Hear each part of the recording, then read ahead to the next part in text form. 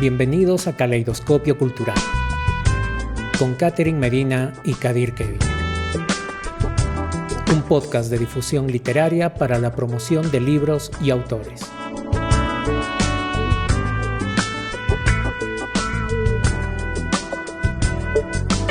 Buenas alenas con todas y todos.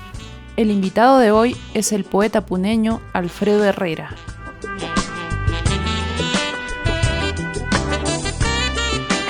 Nos encontramos en Arequipa, ciudad de residencia de nuestro autor invitado. Bueno, Alfredo, ¿puedes decirnos algo del proceso de gestación y estructuración de Causas Naturales? Bueno, Causas Naturales se conforma a raíz de una serie de poemas que no tenían en principio un cuerpo definido, de manera que no es un libro concebido como tal de principio a fin, sino que son poemas que se han ido agrupando y que se empiezan a escribir aproximadamente el 2015 o 2014 y que termino de ordenarlos a raíz de la posibilidad de enviarlo a un premio, que es el premio Pilar Fernández Labrador en Sevilla. Esta es una de las pocas ocasiones en que reúno los poemas en un libro con un fin específico, que era el premio que se avecinaba, y eso es lo que hice. Reuní los poemas que tenía conformados, le di un orden ya sin una estructura especial, pero sí un orden, y finalmente terminé enviando el libro al concurso y resultó pues finalista en ese año, ¿no? Creo que el 2017. Es inevitable pensar en los últimos poemas de Yeats o de Vicente Alexandre. Este es un libro de vejez, o sea, desde tu experiencia, ¿cuál es la relación entre la vejez y la escritura? Yo pienso, desde el punto de vista muy particular, que no hay precisamente una relación entre el proceso poético y la vejez o el paso del tiempo. Lo que sí hay, supongo, es una suerte de madurez en la concepción de los temas y en el lenguaje que uno usa para determinados poemas. Yo entiendo que el libro tiene un lenguaje heterogéneo. Hay poemas que son muy intimistas, hay otros poemas que podrían catalogarse como románticos, sin que fuera la intención propiamente dicha, y también hay poemas un poco más complejos, como el que está dedicado a Silvia Plath. Ahí hay un corte psicológico, hay un corte más personal, de manera que esa relación con el tiempo o con la vejez no es tan, digamos, tan directa, pero sí entiendo que a raíz de las últimas experiencias de vida y las últimas lecturas también, uno reúne otras características para la expresión poética, un poco más calmado, un poco más racional incluso, pero nunca deja de ser emotiva la poesía. Y además hay una relación entre algunos de los poemas, es cierto, que tienen que ver con el tema más familiar, con el tema más de la casa, más de los amigos, y eso hace que el libro sea no precisamente ligero, pero sí digerible, de manera que cualquier lector podría establecer una relación entre lo que está leyendo y la experiencia de cada uno respecto al tiempo, ¿no? Todo poema en sí es una especie de testamento elemental, en referencia, claro está, al poema que tienes con este nombre. Por supuesto que sí. La redacción de un poema es una suerte de legado hacia un supuesto lector. En primer lugar, uno escribe los poemas para uno mismo, para deshacerse de sus emociones, para deshacerse de su intimidad, para deshacerse de aquello que puede estar agobiando o que puede estar creando felicidad. Y eso, de lo que uno se deshace, lo deja a alguien cuando termina siendo escrito, cuando termina siendo publicado. Todos los poetas, todos los escritores y los artistas en general van dejando parte de su vida en cada obra literaria, cada obra artística, y eso sí puede considerarse como un testamento. Yo supongo que en el libro, el poema Testamento Elemental, reúne ciertas, digamos, ciertas emociones que marcan una etapa de la vida, experiencias muy concretas. Sin embargo, con eso no se acaba el legado ni de la emoción, ni el legado cultural que uno va aportando. A lo largo de lo que queda de escritura, a lo largo que le queda a uno de vida, va a seguir dejando para el lector, para el ámbito cultural o para uno mismo, aquellas emociones que han marcado la vida de joven, de niño, de mayor, o aquellas experiencias que uno ha ido adoptando a raíz de las lecturas, o finalmente aquellas experiencias que la emoción y la imaginación van tejiendo y que se desbordan a través de la palabra.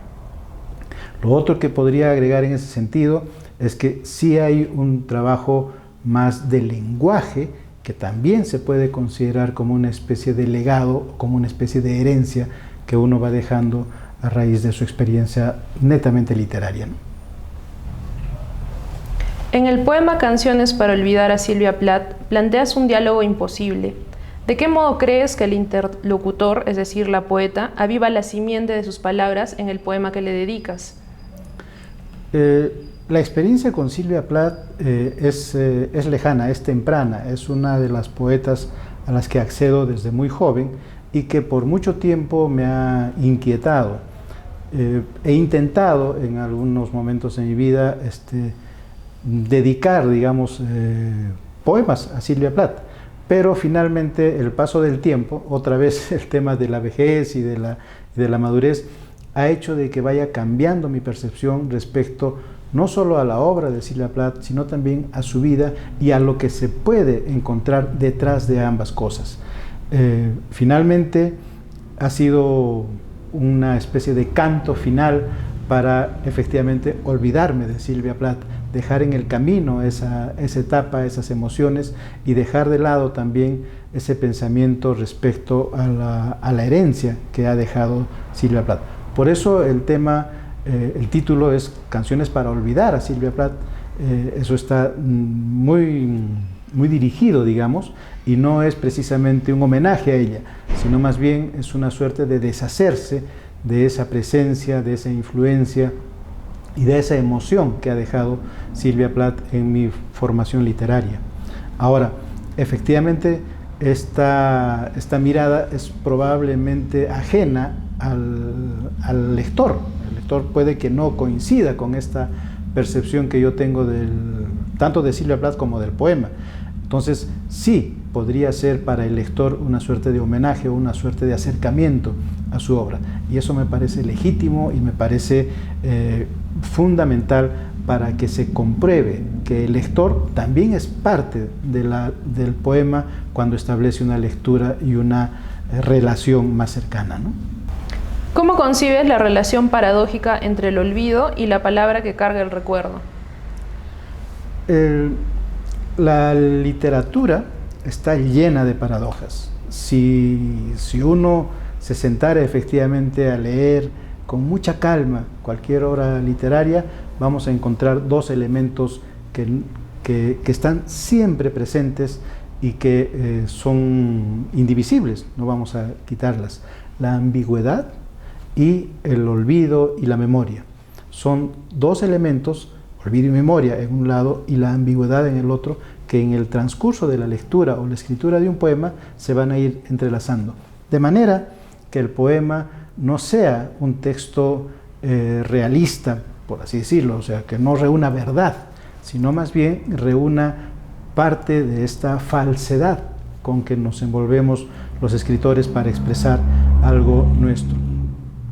La memoria va a rescatar lo más profundo que tengamos como seres humanos. Puede ser un dolor como puede ser una alegría, y la poesía está para eso, para rescatar de los seres humanos aquello que está escondido en lo más recóndito de su alma.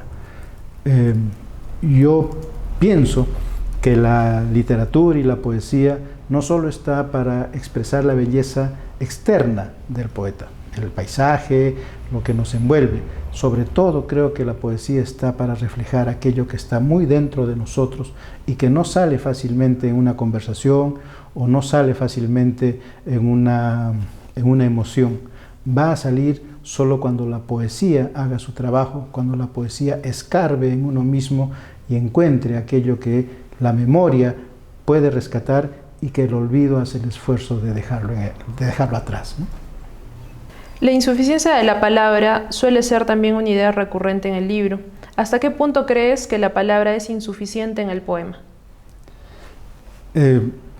Yo pienso que la palabra es insuficiente a lo largo de todo el poema y de todos los poemas.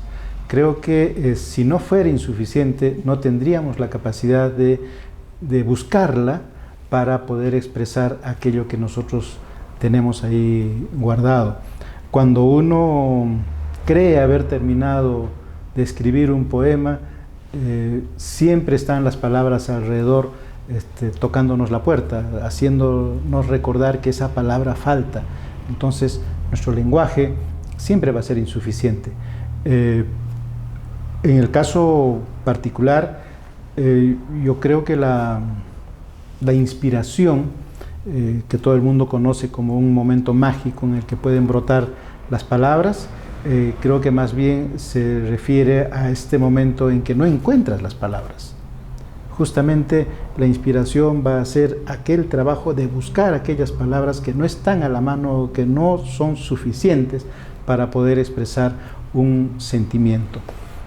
Brevísimamente recuerdo una anécdota en la que un tío mío me señala en el hombro una tarde y me dice: mira qué bonito ocaso, ¿cómo podríamos decirlo en un poema?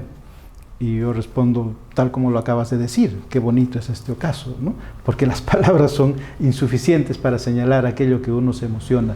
Pero cuando la poesía empieza a hacer su trabajo y cuando el poeta empieza a ser, digamos, absorbido por ese trabajo de la poesía, empiezan a necesitarse las palabras adecuadas para decir que ese ocaso o aquel amanecer o aquel beso especial tiene que decirse de alguna manera, y las palabras nunca son suficientes, ¿no? Para finalizar, quisiera cerrar esta entrevista con algún comentario sobre la relación entre la muerte y la poesía. Yo pienso, por ejemplo, en el poema de Dylan Thomas, "Y la muerte no tendrá dominio".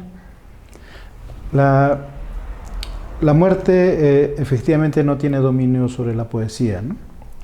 La poesía sí tiene dominio sobre la muerte, la supera. Y creo que tendríamos que ver de dos maneras la muerte. Una poetizada, o sea, no solo Dylan Thomas, también hay muchos otros poetas que han romantizado, digamos, la muerte, ¿no? Aquello de que vendrá la muerte y tendrá tus ojos, por ejemplo. Pero también hay que ver la muerte como un hecho cotidiano, como un hecho que está todos los días sobre nosotros y que nos puede asaltar a la vuelta de cualquier esquina. Y esa muerte no está en la literatura, esa muerte está en la memoria de las personas, en la memoria de las sociedades. Lo que hay que hacer es buscar esa relación entre poesía y muerte que nos permita hacer una suerte de puente, una suerte de túnel donde la poesía puede introducirse en aquello que no conocemos. Nosotros conocemos solo la palabra muerte y conocemos tal vez el umbral de la muerte, pero más allá no la conocemos. Entonces la poesía está para decir aquello que no conocemos, pero que sentimos. Entonces muerte y poesía van a estar de la mano todo el tiempo en la vida de un escritor, en la vida de un artista, hasta que estas dos situaciones, poesía y muerte, terminen por aflorar. En el caso de Causas Naturales, el título refiere a una suerte de explicación muy común, ¿no? La gente se muere por causas naturales, precisamente, pero también se muere de ternura, también se muere de poesía, también se muere de muchas palabras o de pocas palabras, ¿no?